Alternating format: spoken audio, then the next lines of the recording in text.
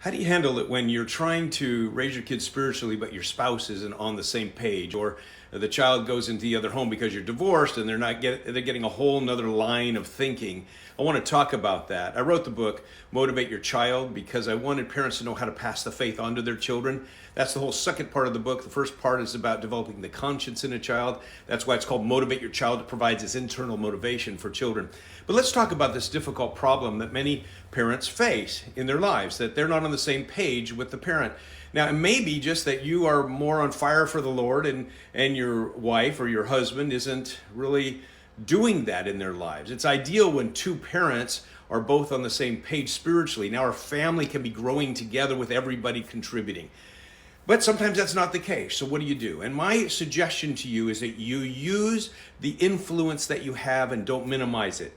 If you're a mom and you have a strong faith, you want to try to influence your children to understand and recognize and live that faith. If you're a dad and that other parent is not on the same page with you, your wife or the mother of the children, then you want to still implement your faith and teach your children about it, because you're helping them see that faith is real and how you live is important.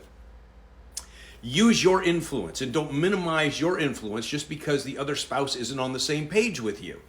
I just think about the passage in 2 Timothy chapter 1, verse 5, where Paul is recounting Timothy's faith.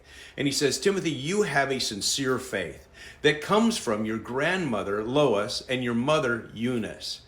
And that's why I think your faith is going to develop all the more, he says. So this is a great illustration of one person, or here in this case, another person, grandmother and a mother, who had a sincere faith. We know he had a dad, but it doesn't seem that the dad's mentioned in this passage because it was the mom and the grandma who had so much influence here. So keep in mind, you have influence over your child. Your child's going to have to make choices about their lives, and they're going to remember that that dad or that mom stood for something, had a personal faith, and they'll be attracted to that idea, and you want them to be able to experience that in your life, in that reality.